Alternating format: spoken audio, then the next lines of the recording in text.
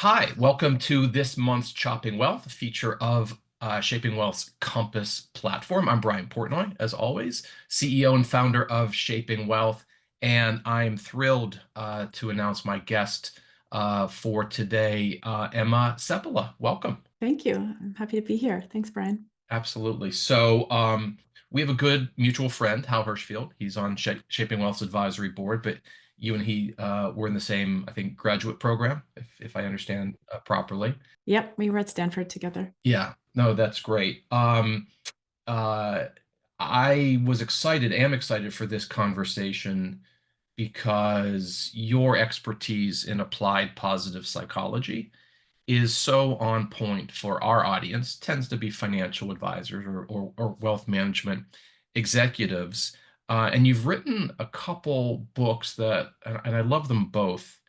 And I want to make sure our listeners and the audience have a good idea of what you've put out into the world because it's not only theoretically and empirically informed, it's also very, very practical and applicable. Maybe just as a start to introduce yourself, you can give us your background and how you got to where you are now. Yeah, sure. So I actually grew up in Paris, France, which sounds really lovely. And it is in many ways, but the philosophy on the streets is kind of one of complaint and criticism and more of negativity. And so when I came to the US for college, I was pleasantly surprised by the hopefulness and the positivity and this feeling of possibility that is US culture. And I love that. But after a couple of years here, I noticed people were working themselves into the ground and identified, like, I am what I do,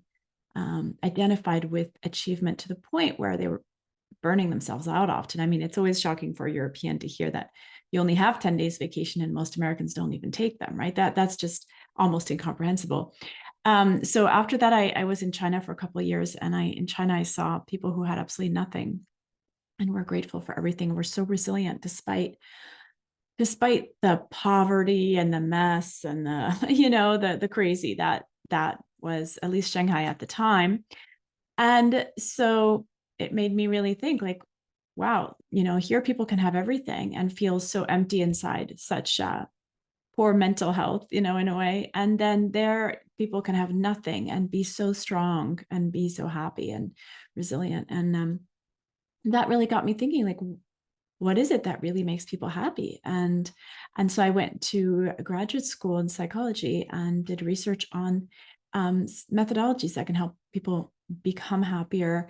And then now I'm at the Yale School of Management, where I work primarily with executives in the executive education department, teaching things like emotional intelligence, resilience, positive leadership. So sort of applying all those technologies that I researched to help leaders be better leaders and to excel and be happier, but also create workplaces that are thriving, that are happier places, and this is all data driven. So yeah, that's it in short. And I wrote two books along the way, primarily to try and help get all of the data and information that I had um, gathered, or that research I had conducted, and share it with a wider audience, because I realized that we really need to get the message out there to people so that they have the tools, especially at this time when things are so chaotic. And I think everybody needs tools for resilience. So you work with wealth advisors, and I often think this is mental wealth. You know what I mean? There's mental health, there's mental wealth. You could have everything in the world but be so miserable, or you can have just enough but be happy on the inside. Who's wealthier, really? Yeah, so I often use the term, I think I coined it, but maybe I didn't. I don't know. The paradox of prosperity. Basically, this observation that in the grand sense, we've never been richer, but we've sort of never been more miserable. And it sounds like a lot of your journey from Paris to the US to China and back has, sort of mirrored some of that, trying to sort through all of this. So I've got now new questions about how these executives in the Yale programs are sort of using and enjoying your content, but I'm gonna come back to that. What I'd love to do is to talk about your two books in order because I feel like you've set out this series of breadcrumbs that kind of leads readers along the way. A very positive and constructive, but not saccharine or overly sweet path toward happiness, but one that really sort of engages a growth mindset, and growth mindsets can involve some pain and sacrifice and things that we might talk about. So, your first book was called The Happiness Track, and right off the bat, I was really struck by, the way I described it to someone the other day was the reverse causality of happiness and the relationship between success and happiness. Can you kind of walk through your thesis in the happiness track? And then I'd love to kind of go into a number of details on that. Yeah. So what prompted me to write the happiness track is I had been in these really high achieving environments, Yale as an undergrad, New York City after, or after that, and Silicon Valley, Stanford University, and these places where there's so much achievement, so much happening. And yet I could see that people were buying into this idea that in order to be successful, they had to burn themselves into the ground. And that was kind of the MO, like everybody's doing it. This is the way, right? Sometimes you forget to question the way we're doing things. If everyone's doing it, it's just normal, right? But I could see the level of stress and burnout and misery. I mean, my first year at Stanford University, there were 3 suicides on campus. I mean, Stanford is the most beautiful campus. You have palm trees. It's always sunny. You're in flip-flops. You've got these amazing scholars you're learning from. If you're in grad school, then your grad school is being paid for. Like, it's extraordinary. And yet I would see these people that were so tragically miserable. And I saw it in Silicon Valley too. You get the entrepreneur who's like, can't stop there. I got to be a serial entrepreneur, because it's just like this constant need to sort of prove one's significance and this enormous amount of burnout and stress. And when I looked at the data, I saw that if people want to be more successful, it actually it behooves them to take good care of their own well-being, because when you are in a happier, less stressed state of mind, you actually are a better decision maker. You have better emotional intelligence. You have better memory. You have better focus. You have better concentration. You have a better ability to be creative and innovative. All of those things when you are in a less stressed, more positive, calmer state of mind. But that's the opposite of what we're doing. So one example is innovation, right? Everybody wants to be innovative, like CEOs across industries, across countries. If you ask them, what's the number one thing you look for in incoming employees? It's creativity. It doesn't matter how smart you are. If you can't innovate, you're not going to beat the competition, right? So let's look at the science of that. When are we most innovative? Like, when do we get our best ideas? Like, Brian, when do you get your aha moments, your innovative ideas or solutions to problems that you're trying to figure out? What kind of activities are you doing when you I'm walking. I'm walking. walking?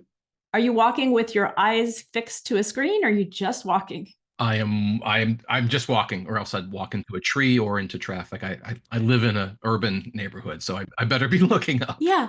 So you're just walking. So this is what the data shows. Most people, when I ask this question, they'll be like, when I'm taking a walk, when I'm in the shower, when I'm just early morning, I'm just waking up, or when I'm, just relaxing, right? But if you look at the data, the research shows that that's when our brain is in alpha wave mode. So it's not highly focused and it's not about to go to sleep. It's that meditative in between space that primes your brain to be in this ideal place to come up with aha solutions, innovative, creative, genius, inventive solutions to problems. And all these companies that are like, we need more innovation, and have people stressing with anxiety at their screens all day. Like, that's just not going to do it. You're not going to get the best out of people, and they're going to be miserable.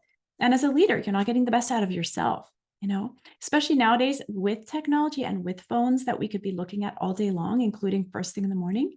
We're often robbing ourselves from our innovative potential.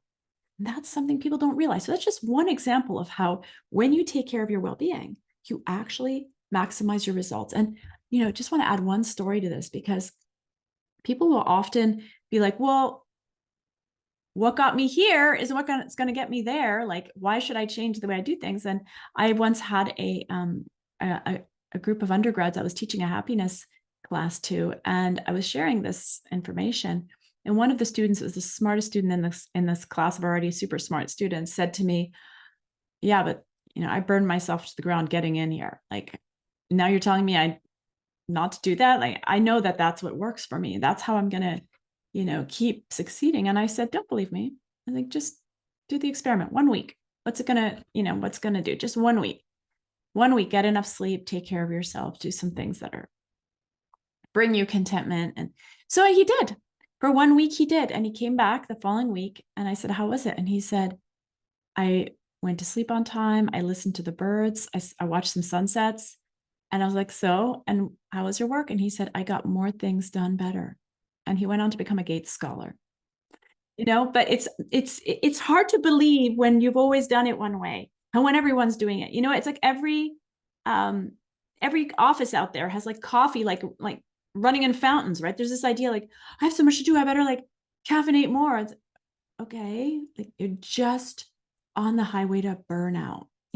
But we don't realize that. And people around us don't. Like, I had a colleague who did a lot of meditation and knew to take care of himself. And his recruiter called him and said, "Hey, your boss is really concerned," because he'd just got a new job. "Your boss is really concerned that you're not stressed enough. So they're worried that you're not going to be productive enough." That's the culture we live in, because he didn't look stressed. Yeah, I mean, you refer to it as hustle culture. There's a book that really made an impact on me by Daniel Markovits called The Meritocracy Trap, um, which really presents some dis disturbing data that basically the richer you become, the busier that you insist on being, contrasted to kind of a previous era of capitalism when, the idle rich was a thing, and now it's the busy rich. And you ask somebody, "How are you doing?" What do we hear? "I'm so busy." If you think about it, that's not an answer to the question. In some ways, it's a bit of a white flag, like, I'm just completely overwhelmed. So in and where my mind is going is actually to organizational cultures. The theme, we work with financial advisors, very small firms, very large firms. But if there's been one growing theme that's come out in our work and our engagements, it's the importance of culture and what you're building, and not just the word, but the vibe, and where incentives are. I was actually going to save this question for later, but it's really front of mind now. I'm imagining, because I own my own company now, but I've worked in corporations for a long time. The culture of saying, and one of your chapters in the happiness track is called "Get More Done by Doing More of Nothing." Well, that ain't gonna fly in most people's day jobs. And I imagine middle management up to senior management, they might believe the science and they might find your ideas compelling. They might think you're 100% right, but they also might throw their hands in the air and say, "What am I supposed to do about it? We got stuff to get done." I mean, you're teaching at the Yale School of Management. So like, how are these ideas landing in organizational cultures? And are you seeing, from a scientist's point of view, are you seeing uptake in some areas, in some types of firms, but not others? And what have you learned from that?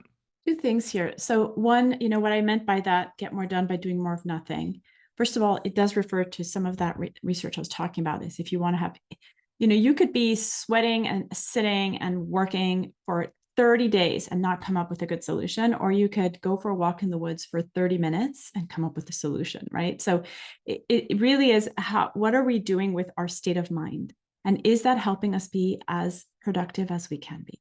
And what I meant by doing more of nothing is, for example, going into the alpha wave state through some of these things, like being more idle, having downtime, because that's when your brain is actually in active problem solving mode. But also, how do we create that for our employees? And so this is where research on positive organizational scholarship is so important. Research by Kim Cameron and colleagues, they looked at organizations like these large networks, and they found that within these networks, there were these subgroups that were extremely productive, like massively more productive. What was going on there? And they found that it was often one person that was at the center of that group. And I remember Kim saying to me, it was embarrassing to even use this term as a academic, but the only word we had to describe this person was that they had this kind of positive energy. They had this ability to have this life-giving effect on the people around them. And when they dug deeper, they found that what those individuals have, and by the way, high functioning organizations tend to have more of these, which makes sense, is that they are very values driven. So the values, kindness, compassion, honesty, humility, forgiveness, the Sunday school values in a sense. But if you think about how do I feel around someone who has a lot of integrity, I feel safe. What's our greatest need after food and shelter? A is safety. The next is to be seen, heard, valued, and appreciated. That's what we all want. It doesn't matter if you're 1 week old or 99, right? So when you're around someone who has values, you immediately feel safe. This person has honesty. I feel safe around this leader, right? But they have compassion, they're kind, they're thoughtful, they're, sincere. They make me feel seen, heard, valued, respected, appreciated. And so those are some of the things that those positive leaders have, is they have that. And the second thing they have is that they know how to fill their own tank. And I think that's somewhere where a lot of leaders miss the mark. They believe they have to just be in this go, go, go mode. But I think we all know what it feels like to work for a leader who's really stressed. It feels terrible, and they don't feel leader-like, right? But when a true leader is someone you turn to because they're like a rock, and that is something that a leader can cultivate by doing, quote unquote, more of nothing. For example, meditation, right? So meditation, if you meditate on a daily basis, you are training your brain to be able to focus better and be more emotionally intelligent, actually see more things, because what research shows is when we're in a calmer state, we see more things. So you can imagine you're walking into your team and you can actually scan the faces and see what's going on and how people are doing. Maybe someone's not doing well. You check in with them. That is completely oblivious to someone who's in a high stress mode. Because when we're stressed, we actually have a narrower perspective and narrower vision and we're more likely to miss details, not see it. That's why we're less emotionally intelligent, right? But so anyways, when you meditate, you become more focused, you have better cognition, you have more creativity, but you also have better health, better immune function. And at the level of the brain, research shows you're better able to regulate your emotions, which of course benefits your communication, your ability to have good relationships with your colleagues and others as well. And it also allows you to tap into that innovative potential we were talking about earlier in an effortless way. We keep thinking effort is the only way forward, but these moments of quote unquote effortlessness allow us to show up with that much more power. This is fantastic. I mean, let's go even deeper in terms of, because I know in your books you recommend some specific meditation practices. You also refer to breathing, which I take as adjacent to meditation. Whether it's on your own or as part of an organization, how do you counsel others to go there in a way that's comfortable for them, that's not overwhelming? The world is awash in meditation apps. So, well, goal today isn't to walk through all the apps, but it's, I think, much more accepted than it was not that long ago, because I think everyone sort of recognizes that we're on tilt, both individually and collectively. But when you're coaching leaders and organizations, like what are the main instructions that you give them? Two things. I mean, one thing I say, we're living in every year, the speed of life is going faster and faster. It's what the research shows. And we don't actually need research to have figured that out. And there's so much coming at us. There's over 60,000 gigabytes of information coming at us every single day, which is enough to crash a small computer in a week. And that's across all our media channels, not to mention the quality of the stuff coming at us. If you're watching the news, there's just a lot of negativity. There's so much coming at us, and the speed of life is so fast, and we are getting overstimulated from all sides, right? So it's an extreme time. And so in order to be resilient and balanced in an extreme time, what do you need to do? The opposite extreme, which is to sit, eyes closed, no stimulation, and silence, doing nothing. That provides the balance to your nervous system, to your mind. And of course, there's a ton of research to it. But that's one thing I often say, because most of us feel like sometimes out of control in terms of the speed and the amount of things happening, and the what's happening on a global level, especially I think at the moment, so much anger, so many people very upset, and that is something that can just keep feeding and feeding and feeding until you feel like you're going crazy, right? So the act of meditation is something that can help you surf the wave, even if the wave is a tidal wave. Okay, so that's the analogy there. But um myself, I was in New York City during 9/11, and after that day, I had very high levels of anxiety every morning at like 8:30. My body would shake. And I didn't want to go the medication route, and I was really trying to figure out what to do. And I tried many things, but it turned out that it was breathing that helped me. It was a breathing practice called sky breath meditation. And when I engaged in that breathing practice, which is a breath, it's from the yoga tradition. It's originally from India. Um, and I was very skeptical, but when I learned that, I ended up being able to bounce back. My anxiety went away, and I was able to thrive actually in my professional life. I got into top grad school, and the rest is history. But 20 years later, I'm still doing that practice every single day. So, and then I also during my postdoc years, I was working with veterans with trauma, and many of them had tried medication and therapy, and it hadn't worked for them. And so what was left for them, many were self-medicating with alcohol and drugs. And so I thought, let's try the breathing practice that helped me so much. So we partnered with a nonprofit called Project Welcome Home Troops, and they brought instructors, and we ran a study with veterans. We've run several studies actually showing that in about a week's time, so the veterans no longer qualify as having post-traumatic stress. Their anxiety normalizes, which is kind of extraordinary, and it's maintained a month and a year later. So I always say, if meditation's hard for you, if it makes you anxious to sit and close your eyes, there may be too much anxiety or some trauma. And that's where doing a breathing practice, the sky breath meditation practice, is the one we've researched. There are many others, including some on YouTube. I'm always wary of recommending because you don't know. You don't know what people are going to experience also, like if they do something on YouTube. I don't know.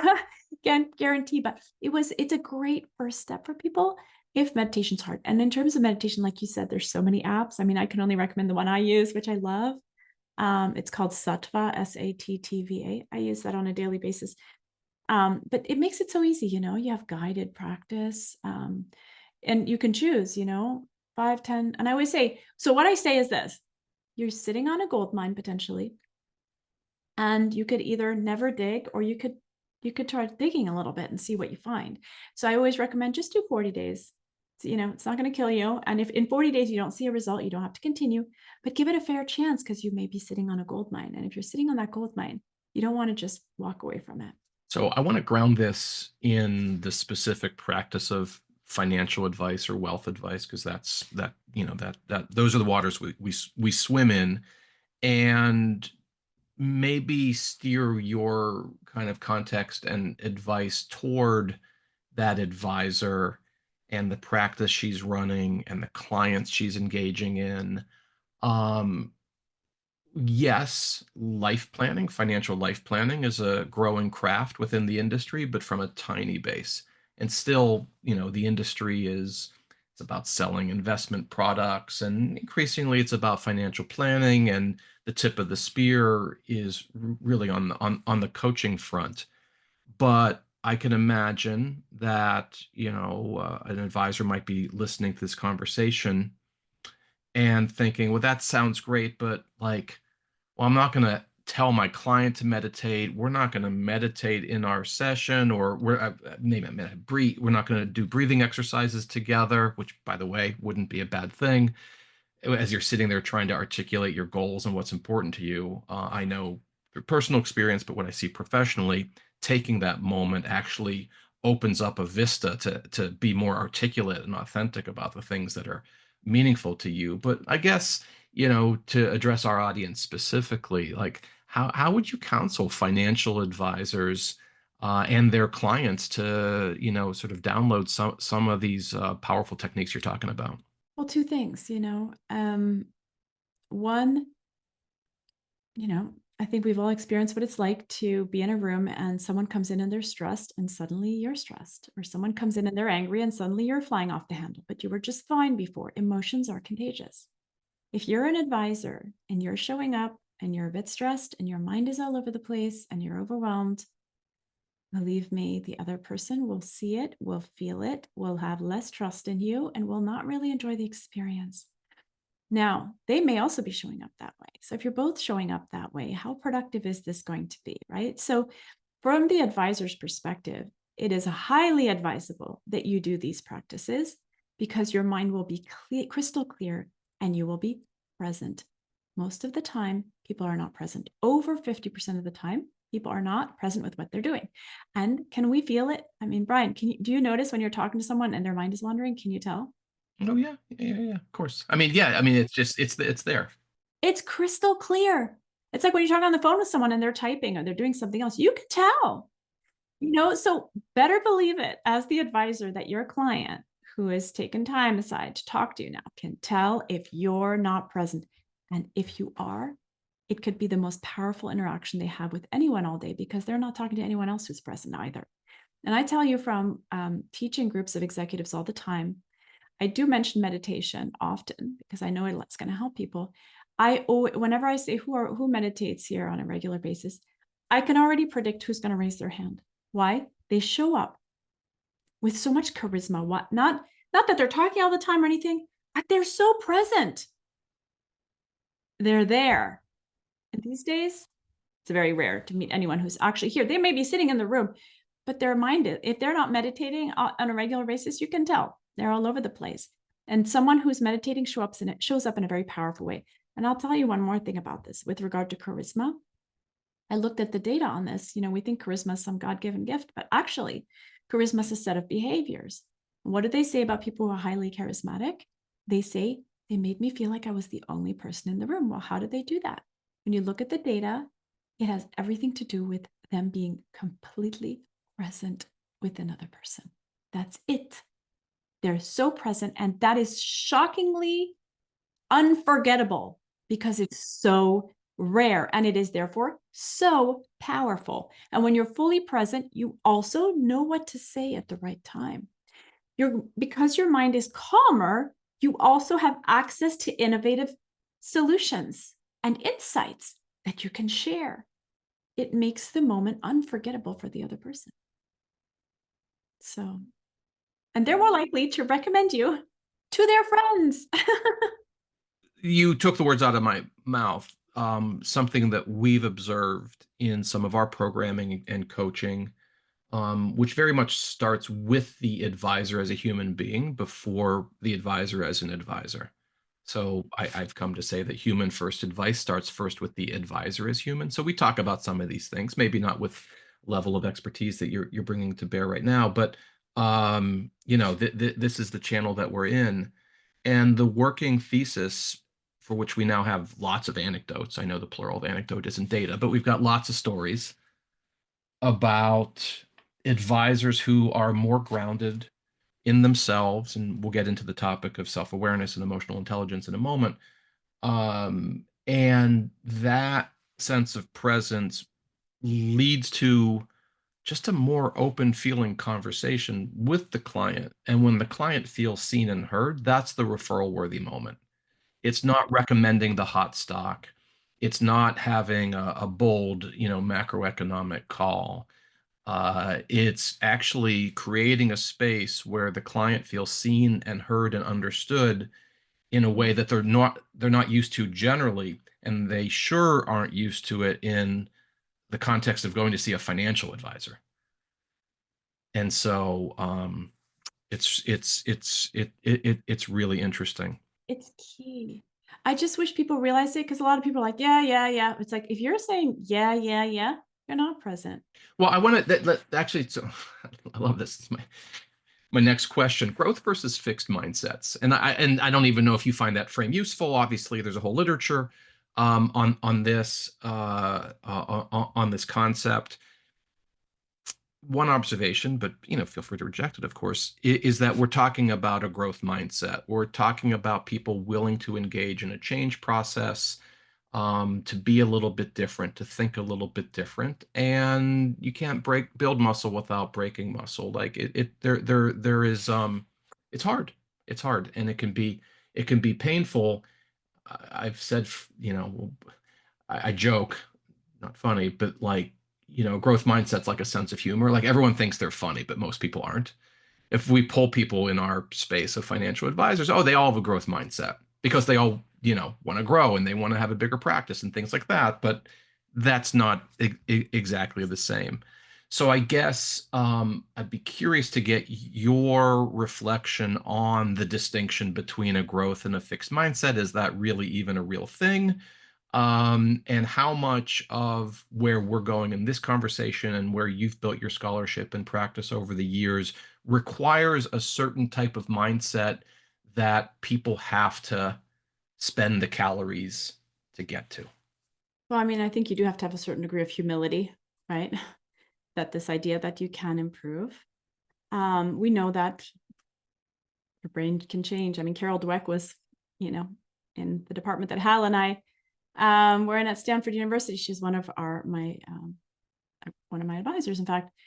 But we know the brain can change. So it's not even a question, right? But the way that I see it with meditation, you're not changing yourself. You're becoming who you really are.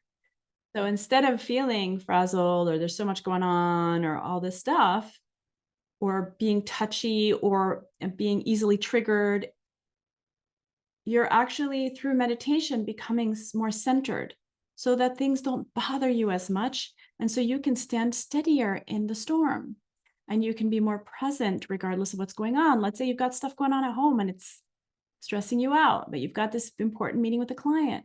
Meditation training allows you to be present with what you're with right now, regardless of what's going on over there, you know? So it allows you to be centered and aligned with who you are, as opposed to being pulled in a million directions. Right now, life is pulling us in a million directions, period. I don't care who you are, unless you're maybe, live on a farm somewhere, disconnected from reality and completely not involved with the world. You are being pulled in different directions. It's just the way our lifestyle is right now. And so if you're not working and training, like you may be going to the gym and training your muscles so that you can be really strong when you go out in the world, that's great. But are you doing the same thing for your nervous system? Are you doing the same thing for your brain? Because if you're not, then your body may be strong out there, but your mind is all over the place. Your emotions, your stress levels, your thoughts. It's just imperative. Right now, when I think about meditation or breathing exercises, they're a non-negotiable if you want to be as successful as you can be. They're a non-negotiable. So I want to pivot from the happiness track and what's, in my own reflections about life and entrepreneurship and me, like everybody sitting at this crossroads of informational chaos and stuff, just the idea that happiness breeds success as opposed to success breeds happiness, that reverse causality, I think lands beautifully in modern times. I want to pivot to emotional intelligence. And let me just start off by saying, what is emotional intelligence and why is it important? Well, emotional intelligence is all the things we've been talking about. Are you able to make people feel seen, heard, and appreciated? Are you able to handle your emotions so that when you're triggered, you can still show up in a way that will lead to the best outcome for you and other people? Emotional intelligence allows you to be able to observe a situation and take stock of what's going on so you can understand the best way for you to approach it. Emotional intelligence helps you connect with people across a broad spectrum of different types of personalities and ways of behaving. And emotional intelligence allows you to be grounded and centered and strong, regardless of what's happening. So it's really all the things we've been talking about. Is it a skill? It's absolutely a skill. Anyone can harness it.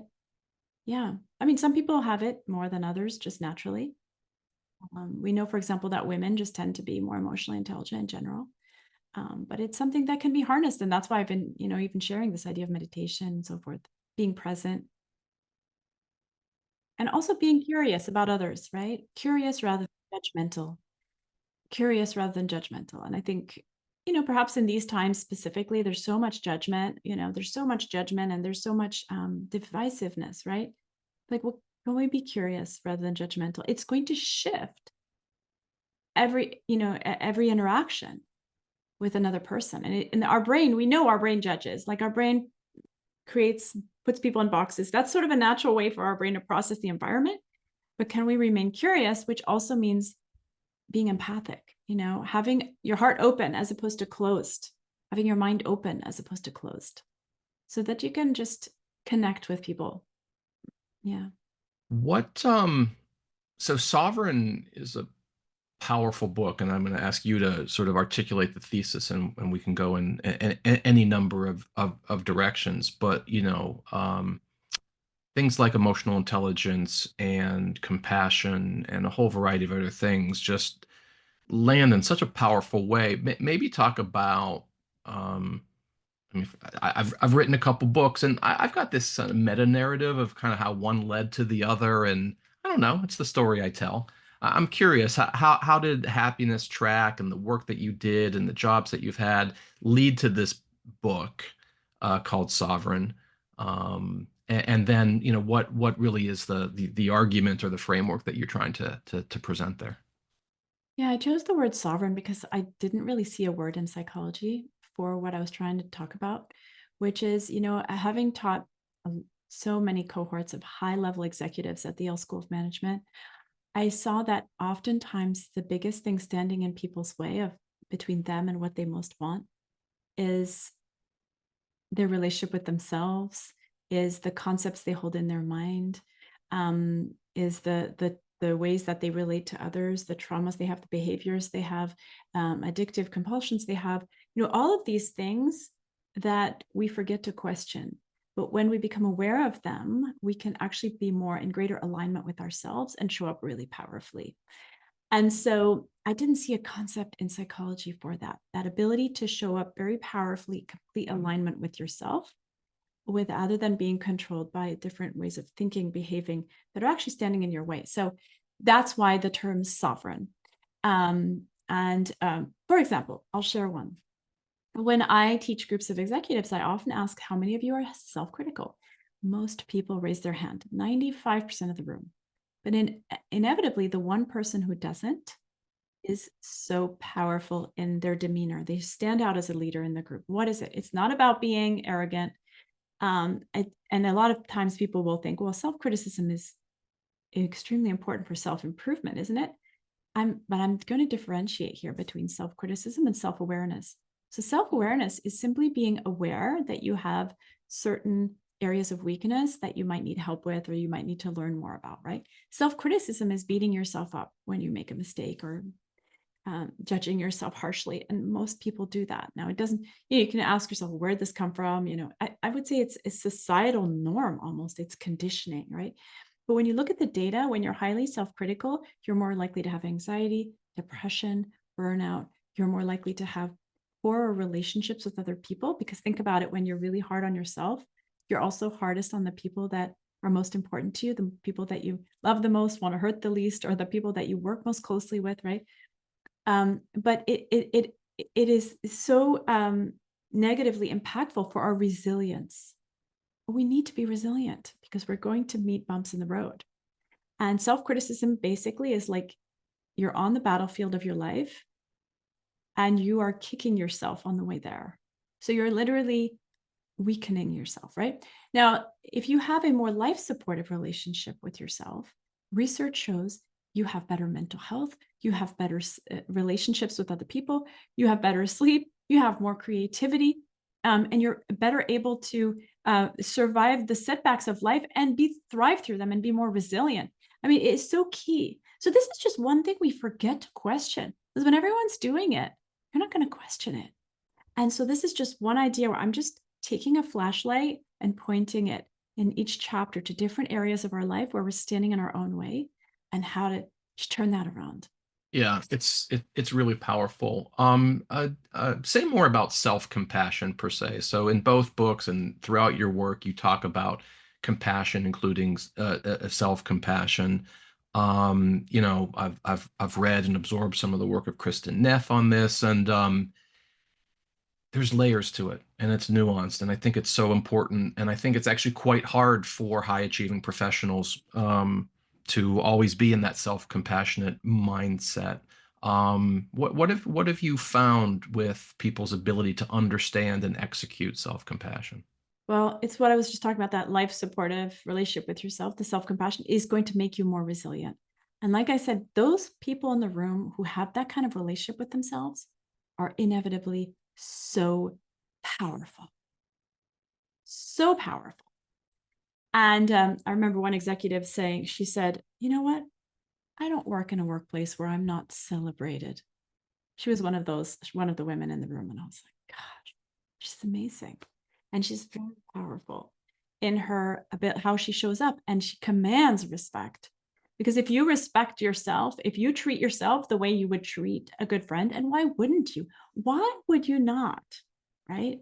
So one thing I in Sovereign that I do is invite you to question ways that you're doing or acting that are not just not serving you, they are harming you and they are stopping you from being at your best potential. And if you don't stop it, your children are going to do the same thing that you do. And if you think about it that way, if you're not going to do it for yourself, then do it for the others that you don't want to have suffer the way you're suffering. And the data shows you are going to be a better performer, more resilient, better mental health, better cognition, better innovative potential. I mean, basically everything that you want. Yeah, yeah.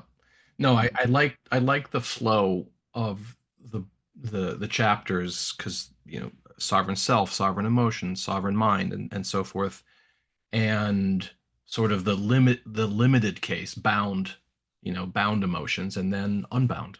What does it mean to unlock and transcend? I thought that was however you came up with that, what I'd call rhetorical device was really quite effective in the way that it sort of just teed things up. One thing that we haven't talked about that is obviously critical to our well-being is relationships, our sense of belonging. In both books and throughout your work, you talk about this, but can you talk about the modern condition of us being simultaneously more deeply connected, especially through technology, than at ever point before, while also seeing the Surgeon General not that long ago, issue a detailed report on a global epidemic of loneliness. Um, talk about the importance of relationship and connection and why it's so hard right now, it seems. After food and shelter, our greatest need is, like I said, safety. And then after that is this positive social connections with other people. And I did my dissertation on this topic, and Dr. Vivek Murthy and I have been we talked several times, and I love that he pointed this out. Yes, so what the data shows, and that's really fascinating, is that it doesn't matter how. Yeah, so we know that positive social connection leads to greater longevity, better physical health, better mental health, faster recovery from disease, greater happiness. But when you look at the data, it shows that it has nothing to do with how many friends you have or how many acquaintances you have. It has only to do with your subjective feeling of connection. Do I feel connected? So I think we've all felt lonely in a crowd, or even at a Thanksgiving dinner with our family, we might have felt lonely, right? Or you can be on your own in your home and notice that there's an earthquake happening in Turkey and feel so connected to those people that you immediately go online and try to donate money to Doctors Without Borders or something to help the cause. That connection, or to animals, there's some beluga whales in need of a sanctuary, or, and you just feel so connected. I'm like, I have to donate right now to these beluga whales I'll never see, right? So, or most recently on Instagram, the guy who's mowing other people's lawns. I don't know if you saw the viral video, and here he is. Everybody's donating all this money to this poor little old lady who doesn't have enough money to get her lawn mowed, right? So that's a feeling of connection from within. And the data shows that that leads to the benefits. And for me, that's really good news, because most of us can't go around and increase our social networks. If we don't already have them, there are reasons maybe why we can't, right? have them. Perhaps we have a baby at home, or perhaps we just don't know anyone, or whatever. It could be many reasons. Too busy. So the good news is that it has to do with your subjective feeling of belonging, which, guess what that has is impacted by? Your level of well-being. When you're highly stressed, you focus on yourself. That's what the data shows, which makes sense because in the past you were stressed to save your life. So it was probably good that when you were in the jungle being chased by a predator, you were not spacing out, right? You were focused on yourself to get your save your life. So when people are walking around with chronic stress all the time, they are more focused on themselves and less able to connect with others, and they don't feel as connected to others, right? But when you do things that nurture your well-being, like meditation, like taking time to take walks outside in nature, like eating more fruits and vegetables, which research has shown improves mental health. This is something people don't talk about. There's a lot of data on that. The more fruits and vegetables, the more your mental health increases. So there's a whole list of things you can do that are not that, crazy complicated to increase your well-being. But as you increase your well-being, that is also when you feel more connected to others. Think about it on a day when you're feeling great, maybe spring's around the corner and the sun is shining and you're at the supermarket and you see someone dropping their bags and you go and help. You feel that connection to go and help them. On another day when you're stressed, you might not even have noticed. So when we take care of our well-being, we naturally also have a greater sense of belonging. So that is where all these things we've been talking about connect. And why actually, when you connect with yourself through meditation, through taking care of yourself, you naturally feel more belonging and are also more, not just more easily able to connect with others, but you naturally feel that connection and the ease. And that sometimes, not always, but sometimes loneliness stems out of having a destructive or toxic relationship, not so much with others, but with your own self. Because if you are running around highly self critical and highly cruel to yourself in a way, abusive to your body, abusive to your mind, that is when you feel most disconnected from yourself. And those feelings of loneliness, no one else can quench that hole in your heart from a lack of friendship from yourself. So it's really interesting to hear you frame it that way because I often think of connection and belonging in terms of you being a node in a social network. I'm going to either invest more into an existing friendship or I'm going to go out and make new friends or deepen my relationships with families. But this is richer and broader and, dare I say, easier in the sense that it could be any number of things because it's just not a connection to another human being. It could be a connection to nature or to a cause. The sense, and there's plenty of research that shows that people who feel like they're connected to something bigger than themselves tend to experience higher well-being. Absolutely. I love that you shared that because, having looked at the science of happiness for the last 20 years, I can summarize it in one sentence. The happiest people who also live the longest and most fulfilled lives are people who balance compassion for others. So acts of service or feeling that connection to a greater cause in whatever way, balanced with self-compassion. Compassion for others, balanced with self-compassion. We know a lot of people who just do a lot of service and burn themselves out. That's the same highway that the other people are on who are burning themselves out working. It's the same highway, like you're going to the same place.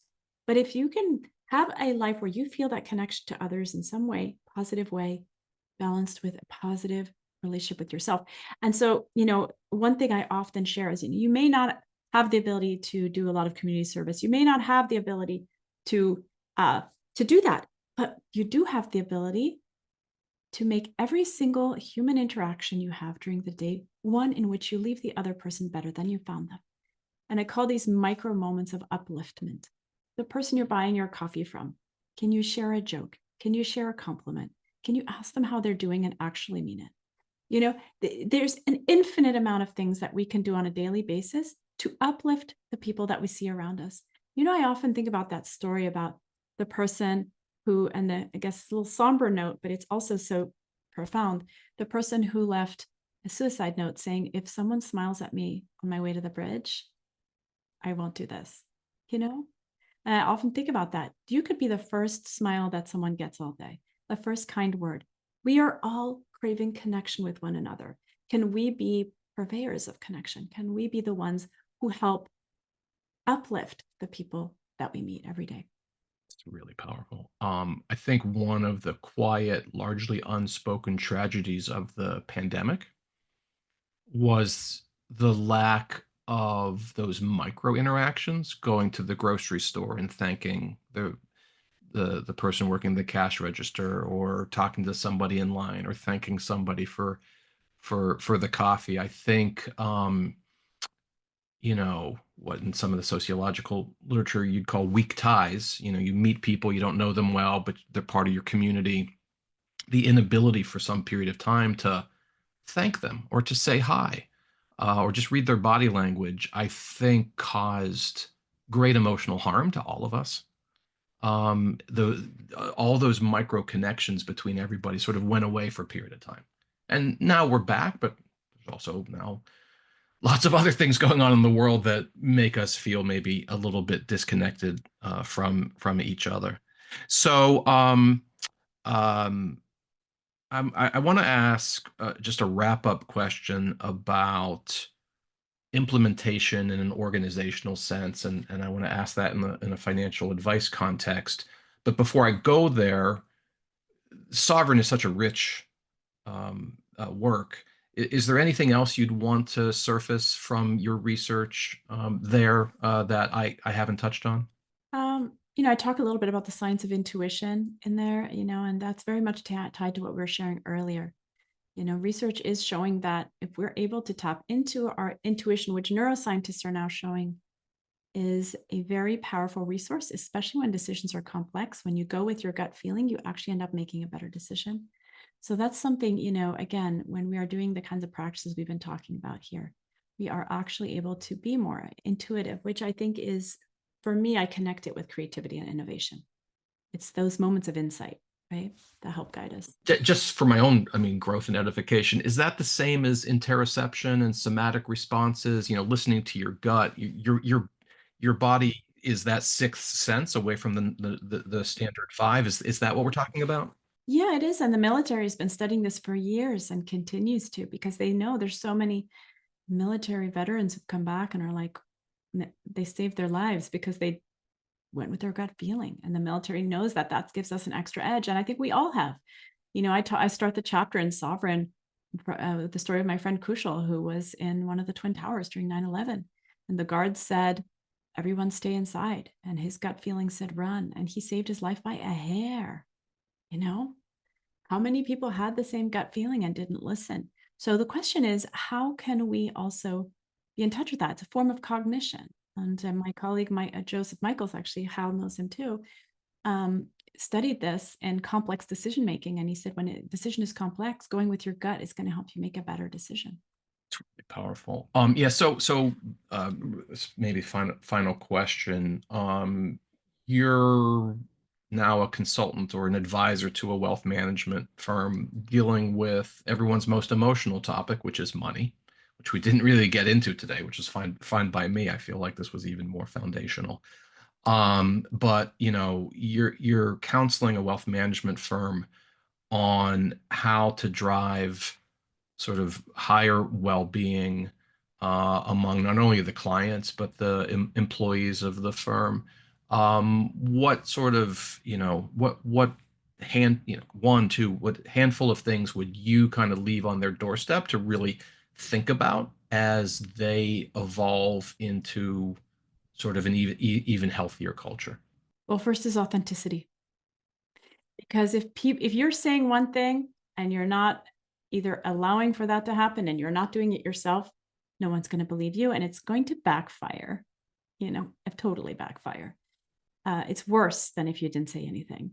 So, and with authenticity goes that the leadership has to engage in these practices. If you're telling everyone to meditate, but you don't, and you are someone who is therefore less self-aware, everyone can see it and no one's going to do it. So the leadership does set the tone for the culture. So the most important thing, and that's why I love teaching leaders, that's because I think if the leaders are taking note of these things we're talking about and doing these practices, they set the culture and they create that for everyone around them. They will be leaders that foster well-being, but they're also setting the example. and others will follow suit. So that's really, really powerful. How can people learn more about your work, keep track of you, be in touch with you? Yeah. So obviously my book's Sovereign, and I have a website called iamsov.com, which is specifically about the book, and also offers the courses and so forth that I've developed based on the book. And I'm on LinkedIn, and I'm on Instagram at the Happiness Track. Okay, wonderful. Emma Seppälä, I loved this conversation. Thank you so much for your authenticity and your transparency and the amazing work that you've done over many years. It matters. So thank you. Thank you, Brian. So thanks everybody. This was Chopping Wealth, a feature of our Compass Pro platform at Shaping Wealth. I'm Brian Portnoy, and we look forward to seeing you next time. Thanks.